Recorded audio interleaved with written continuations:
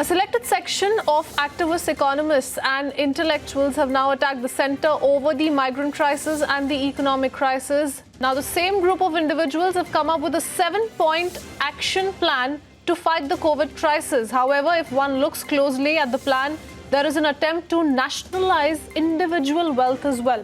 The seventh action in the plan reads, and I quote, all the resources, which means cash, real estate, property, bonds, etc., with the citizens or within the nations must be treated as national resources available. That is the controversial suggestion which has now been put out by the lobby, which hints at the fact that India must do, and I quote, whatever it takes, quote unquote, whatever it takes to raise resources during the coronavirus pandemic, even if that means treating private property as a national resource. A 7-point action plan which has now been put out by this lobby, which is eyeing private wealth of the citizens of the country as well. A 7-point action plan which includes that migrants must be helped to go back home within 10 days. That's point number 1. Universal and free care, free health care for all COVID patients. Universal access to expand ration for 6 months. Enhance the job guarantee in rural and urban India. Cash compensation for loss of job or livelihood. 3-month interest waiver for farmers, small business and house loans. And national revival mission not to be constrained by lack of resources. Now, the lobby demanding that all resources, be it cash, real estate, property, bonds, etc., with the citizens within the nations must be treated as national resources available. Our political editor Aishwarya Kapoor joins us with more details on the same. Aishwarya, that is the 7-point action plan which has been suggested by the lobby. More details, please. Well, at this point of time, this is a mindset which really needs to think that what do they want. It is not only Yogendra Yadav selectively, it is a group of individuals who have that particular bent of mind. And at this point of time, initially we saw a similar call coming out to basically take out gold and then the reserves from our religious places, from the places of our worship. And now this very thought process coming in that the land, property and every immovable property should be taken in as the into the government's account. All of this is anti-people. All of this is a decision which is being taken, or rather which is being propagated by these particular group of people. And this needs to be seen, because at the end of the day, just to oppose the Prime Minister, just to say anything against the government, just to say anything against the man, you will go till any extent. And this is the same thought process. The group is same, which had basically initiated the thought of taking away the gold from our religious places. And now this very thought process and this group comes out and says that the property and then every immovable property should be taken over by the government. So what are they suggesting? What are they suggesting? They are suggesting that that every immovable property, every asset of Indian citizens should be taken over by the government. Why? This is something which is a completely undemocratic step. This is something which clearly indicates what is the thought process behind this group. We are also joined in by our executive editor, Abhishek Kapoor. Abhishek, you were also mentioning something here. Well, you see, couple of points. I just saw through Yogendra Yadav's proposal, whatever it takes, you know. The central government knows whatever it takes. And that is why between the RBI and the Ministry of Finance, and Aishwarya, you interviewed the Minister of State for Finance in the morning, whatever it takes is the formula that is already being adopted. For example, the fact that the allocation for Manrega has already been almost doubled clearly shows that the government understands the nuance of the migrant labor going back to the villages and the amount of and the days of work that are required. Number one. Number two, this issue about property that Yogendra Yadav has very subtly raised.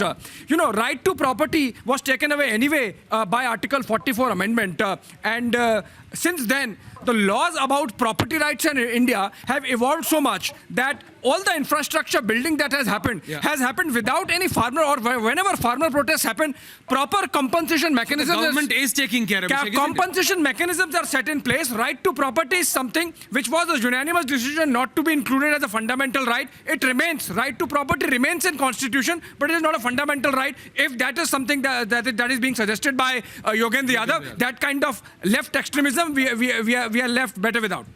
left Peddar. We are also joined in by Amit Malviya. Amit, so the thing is that the government is doing what all is required. Government is taking those steps. Manrega amount has been brought to 1 lakh rupees, but the thought process to the likes of people of Yogendra Yadav is still propagating this fact. Amit.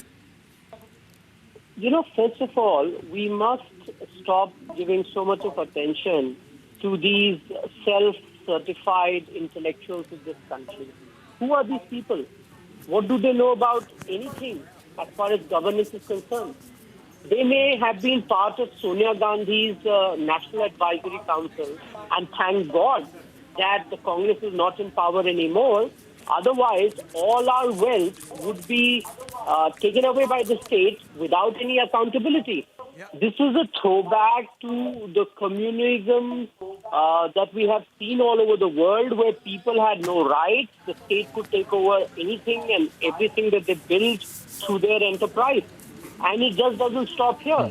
They want Hindu temple wealth to be nationalized. They want taxes to be increased to obscene levels, like we have seen in the past during Indira Gandhi regime, when it touched close to 90%. And they are now advocating that personal property should be confiscated by the state. I want to ask every individual who has signed this recommendation letter or whatever else they call it, why don't they just give up their property?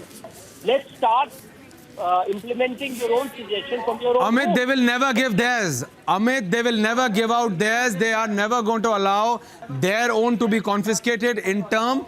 They only want to propagate this idea because they want to stand against the Prime Minister. Anything which the Prime Minister does, anything which this government does, just for the sake of opposing. And as you said, right from confiscating the wealth of our religious places to this, to confiscating the property of the common man, they have gone till any extent to oppose one man and one man only. That is Prime Minister Modi, Amit.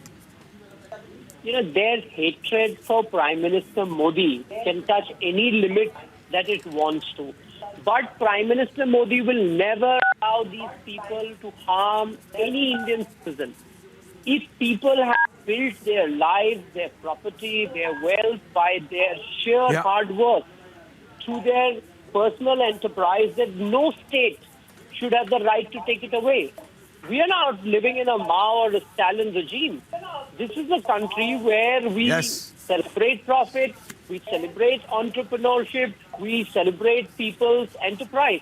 And here is a bunch of loony left activists who want the state to confiscate everything. I am repeating again, thank God you don't have in power. Otherwise, these loonies would have been part of Sonia Gandhi's cabinet. Absolutely, Amit. As you put it, loony left-wing thought process.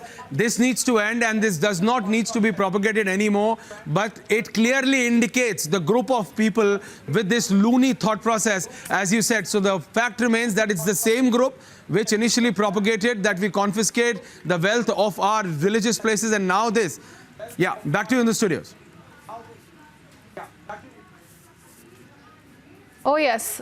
Indeed, this has now sparked a huge controversy. That is the lobby's suggestion, nationalize all wealth. We'll keep putting out more reactions. The latest we pick up on the same. Many thanks, Aishwarya. We'll leave it at that.